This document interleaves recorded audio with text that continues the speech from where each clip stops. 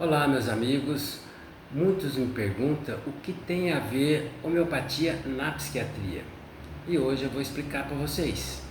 A homeopatia tem tudo a ver não só com a psiquiatria, quanto com qualquer especialidade médica, pois a homeopatia permeia todas elas, se integra perfeitamente em todas, pois é a medicina da pessoa, medicina integral. Temos uma visão vitalista, holística do organismo, como mente e corpo como uma unidade consubstancial, que reage física, emocional e mentalmente às substâncias simples, mas dinamizada, que traz de volta o equilíbrio perturbado. E em quase todas as especialidades médicas existe um homeopata. Tratamos a totalidade sintomática do indivíduo após uma individualização do caso e não um conjunto de partes separadas, mente e corpo como dualidade, com uma visão materialista cartesiana que vê o cérebro como computador, o coração como uma bomba, o fígado como um laboratório e etc. Como dizia Hipócrates, o pai da medicina há 4 séculos antes de Cristo, no organismo tudo inspira e tudo conspira. Não tem como a gente atingir uma parte e a outra não ficar sabendo. E o mais importante, a doença não é um ser, não é uma entidade, e sim um estado do ser vivo. É um desequilíbrio de funções, uma quebra da unidade vital. Não é um mal que invade as entranhas e precisa ser retirado a todo custo e com toda a força, e sim um equilíbrio a ser buscado, pois antes da lesão houve uma alteração funcional decorrente de uma alteração energética do todo que se expressa através do pensar e sentir e querer, e é esse todo que deve ser tratado. Quando Samuel Hahnemann, o pai da homeopatia, que viveu entre 1755 a 1843, e ele deixou de clinicar por 10 anos, recluso, fazendo estudos, traduções, reflexões, e quando ele fez a autoexperimentação e em seus discípulos com várias substâncias medicinais, dentre elas, quando experimentou a quina peruana, que era usada para tratar a malária, desenvolveu sintomas semelhantes, com febre terçã e quartã, semelhante ao da doença. Por isso que ela curava a malária. Por isso ele descobriu a lei do semelhante. O semelhante cura pelo semelhante, que é o similimum similibus curentur. E escreveu um artigo explicando isso, que chama O Ensaio sobre o Novo Princípio para descobrir os poderes curativos das substâncias medicinais. E o fez em 1796. Nas suas experimentações, ele fez com dose infinitesimais da substância medicinal.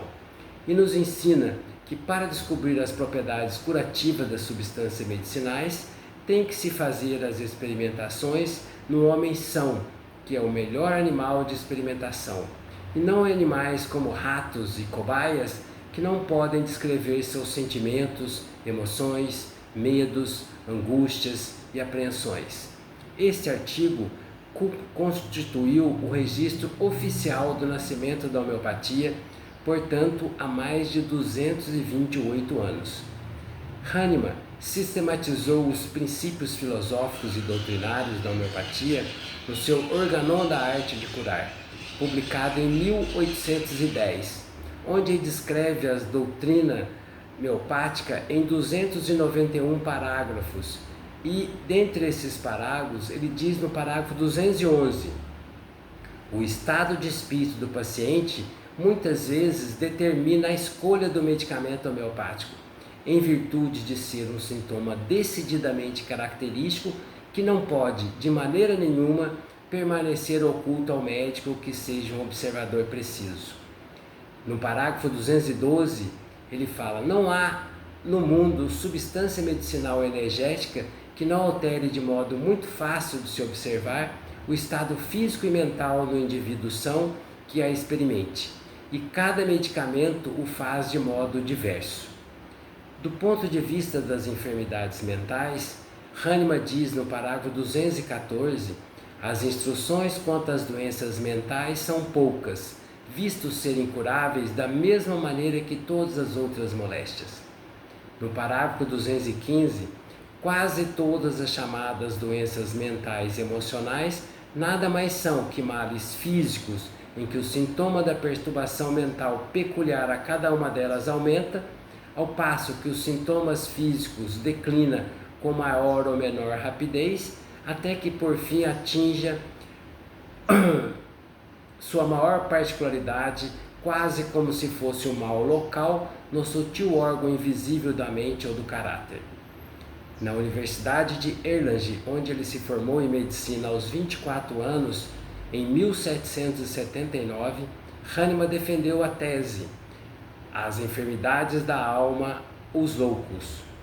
Samuel Hahnemann, em 1792, com 13 anos de formado, foi nomeado diretor de um manicômio da cidade de Gotha, na Alemanha, onde empreendeu o tratamento do célebre estadista hanoveriano Cochlin-Brink, que, alienado e em surto psicótico, era tratado como os processos bárbaros da época, sem resultado satisfatório.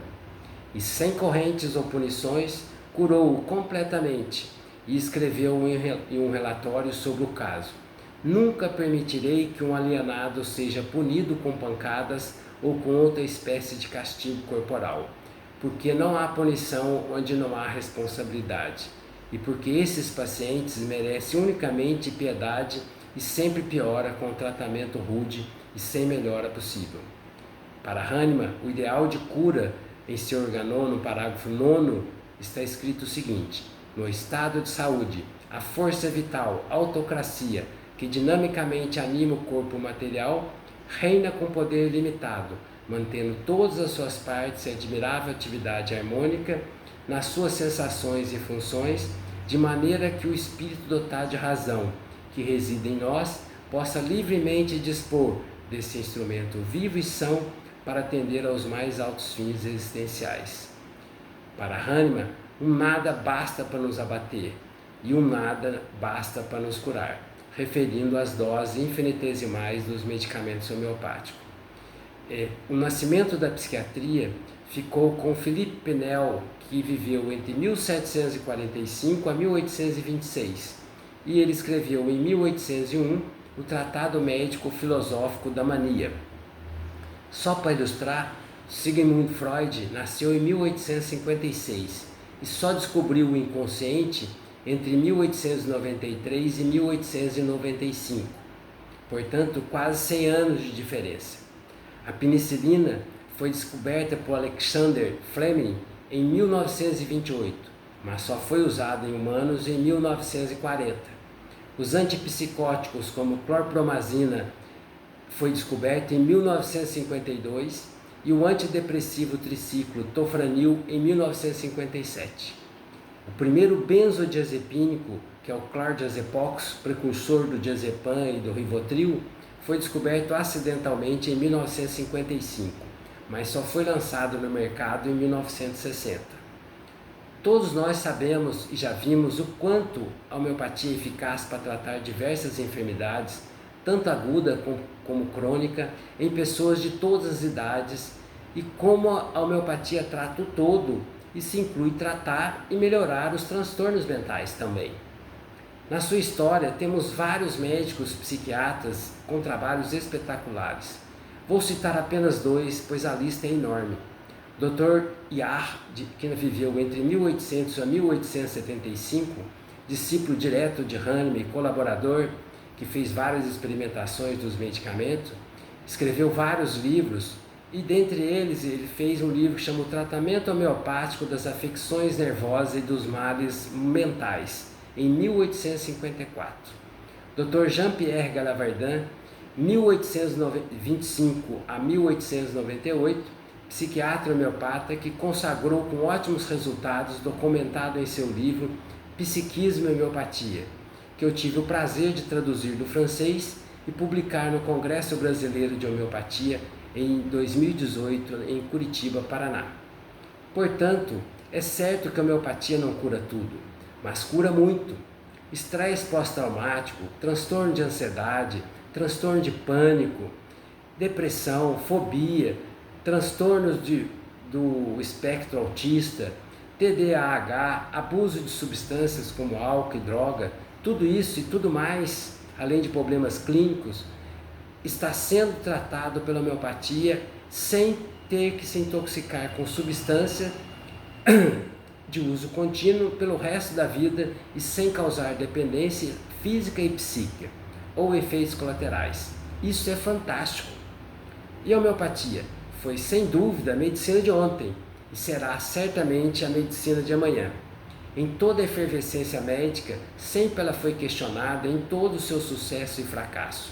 Mas a homeopatia mantém-se presente, impávida e viva, apoiado numa incontestável energia vital, permitindo prever o patológico com inteligência. Com o tratamento homeopático, conseguimos o ideal máximo de cura, que é o restabelecimento rápido, suave e duradouro da saúde, ou a remoção e aniquilamento da doença em toda a sua extensão, de maneira mais curta, mais segura e menos nociva, agindo por princípios facilmente compreensíveis. Fato esse incontestável na atualidade, desde que o nosso colega Dr. Marcos Julian Teixeira, médico e pesquisador da USP, escreveu um brilhante artigo publicado em 3 idiomas, Homeopatia não é efeito placebo, e as comprovações das evidências científicas da homeopatia demonstrando categoricamente a verdade sobre a homeopatia, colocando um ponto final nessa celeuma e confirmando a sua eficácia. Como diz o ditado árabe, os cães ladram e a caravana passa. Quero aqui focar na caravana homeopática, que é gigantesca, formada por vários médicos de todas as especialidades, além de odontólogos e veterinários no mundo todo, além de milhões de pessoas que se beneficiaram e continuam se beneficiando do tratamento homeopático, entre reis, rainha, senadores, papa, primeiro-ministro, presidente da república, governadores, corrigindo o desequilíbrio da energia vital. E que mesmo nas grandes epidemias que assolaram a humanidade, como a cólera por volta de 1831, o tifo por volta de 1814, teve resultados muito relevantes e espetaculares, aliviando o sofrimento de muitas pessoas. No Brasil, a homeopatia já é regulamentada pelo Conselho Federal de Medicina e Associação Médica Brasileira desde 1980, portanto há 44 anos como especialidade médica, e desde 2006 está incluída dentro das PICs, que são as práticas integrativas e complementares em saúde. E temos vários psiquiatras espalhados por todo o mundo, inclusive no Brasil. De norte a sul, leste a oeste, é somente procurar nas associações médicas homeopáticas de cada estado que encontrará um psiquiatra homeopata. Ou na Associação Médica Homeopática Brasileira, que foi fundada em 1979, sendo uma entidade civil sem fins lucrativos, sistematizada sob a forma de federativa, filiada à Associação Médica Brasileira e através dos seus conselhos de especialidade. É uma representação de classe médica homeopática brasileira para colaborar com que mais pessoas tenham acesso a informações, conheçam o tratamento homeopático e todos os benefícios da saúde, além de oferecer educação continuada para os médicos. E o mundo atual está cada vez mais com a saúde mental das pessoas fragilizadas e necessitando urgente, muito além de um lenitivo para anestesiar a sua mente para suportar o sofrimento, mas sim algo que realmente possa ajudá-la a passar por esta fase tão turbulenta e desafiadora, para que possamos continuar em nossa luta como desiderato de buscar os altos fins existenciais que é de aproximar ao Criador, procurando ser seu colaborador e não colaborar com o nosso auto-extermínio. Para finalizar, eu gostaria aqui de deixar as últimas palavras com Samuel Hahnemann. Ele diz o seguinte: não vos peço que deis crédito a minhas palavras, peço-vos somente que façais experiência, mas fazei-as como eu as faço, segundo os preceitos que vos dou, e ficareis então convencido. Não exijo fé alguma e não exijo que pessoa alguma deva entendê-lo. Tampouco eu compreendo. Basta que seja um fato e nada mais. A experiência em si o atesta, e eu acredito mais na experiência do que na minha própria inteligência. Pareceu-me ser meu dever publicar essas verdades ao mundo. Se não forem praticadas com exatidão, que ninguém se vanglorie de me haver imitado e nem espere obter um bom resultado. Para aqueles que já fazem acompanhamento em uso de psicofármacos, podemos avaliar a possível redução e a retirada do mesmo após iniciarmos um tratamento homeopático, fazendo um desmame gradual. Para aqueles que já conhecem e se tratam pela homeopatia, comente aqui nos comentários abaixo seu grau de satisfação ou não. E para quem tiver interesse em optar por esse seara, pergunte-me como. Meu muito obrigado e até a próxima.